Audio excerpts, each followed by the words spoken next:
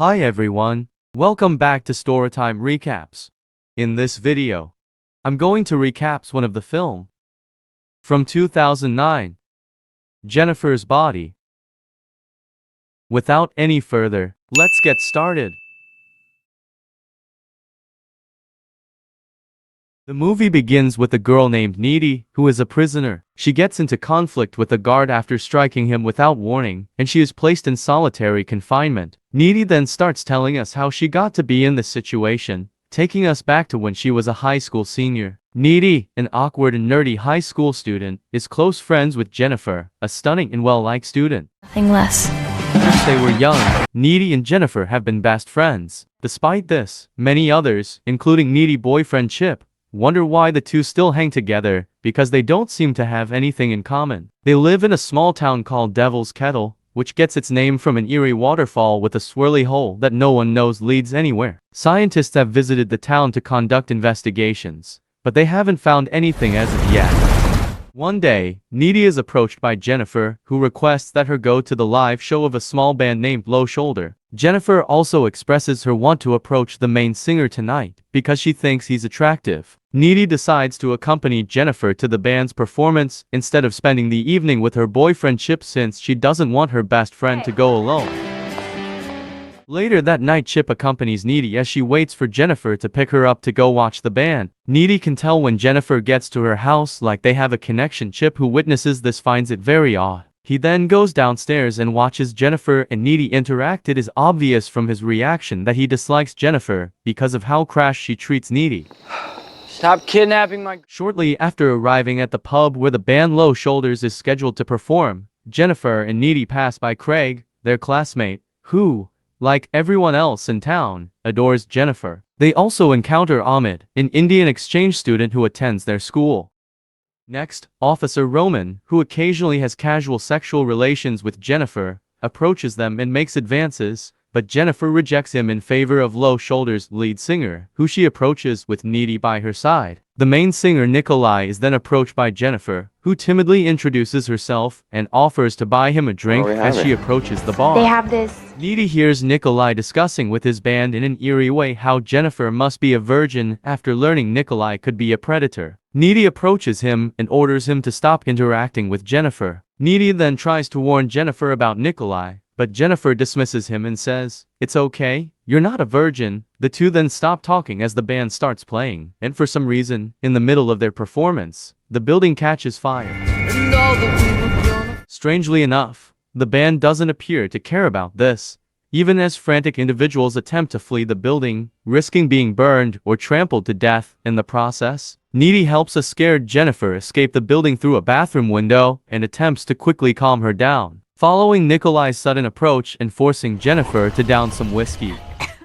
He whisks the confused-looking Jennifer away as Needy begs her to stay, but Jennifer naively assures her that everything will be okay. That night, when she gets home, she frantically calls her boyfriend Chip and tells him about the horrific events she just saw, like people being burned to death and her best friend getting into a van with a stranger. Chip, who doesn't like Jennifer, is told Needy not to worry about her best buddy. Shortly after, Needy hears the doorbell ring and rushes downstairs to answer it. When she gets there, though, she finds no one outside the door. Just as Needy is about to head back upstairs, she hears rustling sounds coming from the kitchen and goes to turn off a dripping sink when Jennifer appears in front of her, covered in blood, and have a huge smile. She then searches the fridge and tries to eat, but ends up puking black substance. When Needy hurries to call for assistance, Jennifer suddenly clamps her to the wall and starts caressing her. Before leaving the house, Jennifer proceeds to bite her neck till a mark is left, when there is a background sound of police sirens. Following day, the school is a chaos of behavior as word spreads that the town's pub caught fire, with only a handful of people escaping. Needy, on the other hand, seems to be lost in reflection over what she saw the night before when Jennifer approaches her, appearing entirely normal and frighteningly indifferent to the fact that people they know perished in the fire. Sucks to be them, I guess. Jennifer even makes it seem as though she has forgotten about the night she barged into a desperate house and puked all over the kitchen floor. After class that day, Needy tries to inform her boyfriend about Jennifer's dark behavior from the previous night, but he dismisses her and questions her sanity. Yeah, I think. Across the school, Jennifer approaching Jonas, Craig's closest friend, who is in mourning following Craig's death in the fire the other night. Jennifer persuades him that Craig had told her they would look beautiful together and attracts Jonas to follow her into the woods. They eventually start romance, but strangely, forest creatures start to assemble around them and observe them. When Jonas pauses to take in the sight of animal, Jennifer tells him that the animals are waiting for something, and that's what happens. Jennifer doesn't seem disturbed. Jennifer devilishly eats his flesh while a teacher can hear. Jonah lets out a helpless cry, believing himself to be mourning the loss of his best friend Craig. Later that day, Needy is cooking and listening to the radio when she learns that Low Shoulder, the band she and Jennifer watched that evening, gained a sizable fan base as a result of the incident and is even regarded as a national hero by the public for supposedly saving people from the burning building. Jennifer may be seen swimming naked at a nearby lake that evening, appearing perfectly content while the high school teacher searching for Jonas discovers his mutilated dead body in the woods. Police are then called to the site. When Jennifer phones Needy, her best friend, she tells her that she's feeling great right now and that Needy should stop mourning the deaths of the people in the fire because deaths happen frequently. But while Jennifer is on the phone, Jennifer does this weird thing.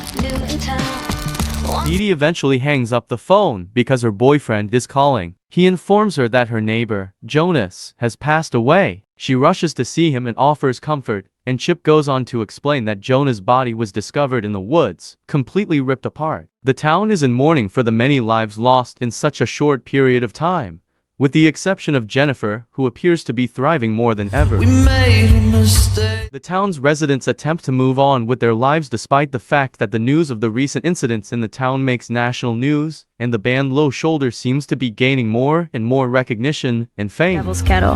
And the press. A month later, during class, Jennifer seems pale and ill. When the class ends, a man named Colin approaches them and timidly asks Jennifer out. Needy, however, thinks Colin is cool and kind, so Jennifer changes her mind and invites him over to her place tonight. Needy's boyfriend Chip then shows up, and Needy gives him a protective kiss out of fear that Jennifer will flirt with him. That evening, Chip and Needy decide to enjoy their first sexual experience together, and the lovely Colin discovers immediately that this isn't Jennifer's real house when he pulls up to the address Jennifer texted him strangely. Curious, he gets inside and finds Jennifer creepily staring at him on the second floor. Jennifer then starts to seduce him, but eventually this happens. When Colin is afraid, she twists his arm and hurts him in the same way that she hurt Jonas, mauling and eating his flesh. Meanwhile, Needy sees a weird vision of blood streaming from the ceiling and what appears to be a corpse. While Jennifer and Jonas are across the room, Needy panics, gets dressed, and leaves Chip's house. But, as she drives away, she spots Jennifer and swerves her car away. Needy stops for a while, but then a feral-looking Jennifer lands on top of the windshield, frightening Needy and forcing her to flee in fear. When Needy gets home, she starts to cry because she is so scared and starts to doubt reality. After she calms down, she goes back to her bedroom to sleep, but when she does, she sees Jennifer there, who is cheerful and calm. The two kiss tenderly and spend some time together before Needy pulls away and demands to know what's going on. At this point, Jennifer casually tells Needy what happened that night. When Jennifer saw that the van was heading into the woods after she got into it, she became fearful that they might try to take advantage of her. She tried to persuade the band that she was a virgin and had no experience with sex. Dark out there. The van then came to a stop in the midst of the forest, and the band members tied her up and forcefully hauled her past the legendary waterfall while they were ready to start a satanic ceremony that would reportedly make them famous. After reading a demonic chant, the lead vocalist Nikolai fatally stabs the woman in the chest with a sharp object. Subsequently, Nikolai disposed of the evidence by discarding the blade into the whirling hole. At this point, Jennifer tells Needy that she doesn't remember much of what happened after, other than the fact that she came back to life and saw herself heading towards Needy's house. She also confesses that she had a craving for human flesh, but she chose to flee instead of killing Needy because she loves her. Friend. That night, Jennifer came across Ahmed, the exchange student from abroad who had also survived the fire. She killed and ate Ahmed instead of explaining that, when she is full, she is immortal. She demonstrates this by stabbing herself and demonstrating how the wound heals instantly. Contrary, when she is hungry, she becomes very weak. Needy, overwhelmed by all of this information, tells Jennifer to leave, and Jennifer reluctantly leaves through the window. When Needy attends Colin's funeral the following day, she quietly understands that Jennifer had just killed someone, and that's why she saw her covered in blood the night before. Later that day, Needy goes to the library. Over the next few days, she spends her time there reading up on demons and the occult in an attempt to come up with an explanation for what Jennifer has turned into. She tries to share her research with her boyfriend Chip, saying that the book suggests performing a ritual in which one can sacrifice a virgin in order to become famous. Virgin. The guys However, in the band? if the sacrificed is not a virgin, the ritual performer will still get fame, and the sacrificed will come back with a demon's soul lodged inside of her, forcing her to eat human flesh in order to survive. Chip, on the other hand, considers this absurd and refuses to believe her. The school dance is approaching, and although Needy attempts to talk Chip out of going for safety concerns, he is adamant about going, thus Needy is forced to go as well. On the day of the dance, which is finally here, Chip's mother gives him some pepper spray to defend himself before he heads out for the evening. It's at this time that Jennifer seems pale once more, which suggests that she must be starving. Needy is the first person at the dance, so she waits for Chip. On the other hand, as Jennifer approaches Chip suspiciously, we find him strolling by himself. Claiming that Needy cheated on him with Colin in the past, Jennifer starts telling lies, demanding that Chip accompany her so they may hook up and exact revenge on Needy. When it comes out that Low Shoulder will be present at the school dance, Needy gives a nasty look as the band starts playing again. She and Chip are now having love by a tree, and somehow, through her erratic psychic abilities, Needy senses that something is about to happen. As a result, she rushes outside and somehow knows where to go right away. Jennifer enters an abandoned swimming pool with Chip, and Needy uses her psychic to dash dramatically to their position. Jennifer tries to kiss him again, but Chip decides to change his mind since he loves Needy too much to cheat on her. As soon as Jennifer hears his hesitation, she throws Chip into the water and attacks him. Needy shows up and discovers her guy is in danger. After diving into the water, Needy grabs Jennifer by the Chip and gives her the pepper spray, which he then uses to harm Jennifer. Enraged Needy helps Chip get out of the pool, and Jennifer throws up some black stuff and starts to hover over the water. Needy then confronts Jennifer and asks why she needs to go after Chip from everyone, but Jennifer just dodges the question and won't provide a definitive response. Then, Jennifer stomps toward her. Yeah. As Chip stabs her in the stomach with a metal bar and she falls to the ground, Jennifer gives Needy a gloomy look before leaving and removing the metal bar. Needy then kneels next to Chip and they declare their love for one another as he bleeds to death. As Jennifer gets home, Jennifer is looking pale and frail and broken-hearted appearance. Needy breaks in through the window and attacks her for killing Chip. Her throat is bit by Jennifer, who then releases her grip. Needy cuts an X-shaped incision across her abdomen. Next, using her demon power, Jennifer then hovers over the bed, allowing Needy to scuttle the two further until Needy rips the friendship necklace from Jennifer's neck, catching her off guard long enough for Needy to stab her in the heart, both literally and symbolically. Needy's mother enters the room just as Jennifer is about to pass away, catches Needy red-handed, and that is precisely how Needy ends up in prison. We then go back to the present, where Needy is a prisoner in solitary confinement. It turns out that Needy has some demon powers, which she uses to break free from prison.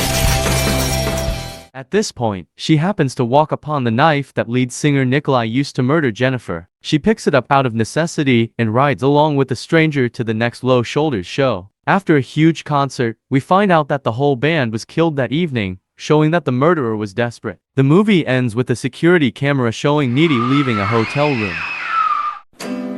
Thanks for watching, and remember to turn on your notifications to watch more movie recaps like this one.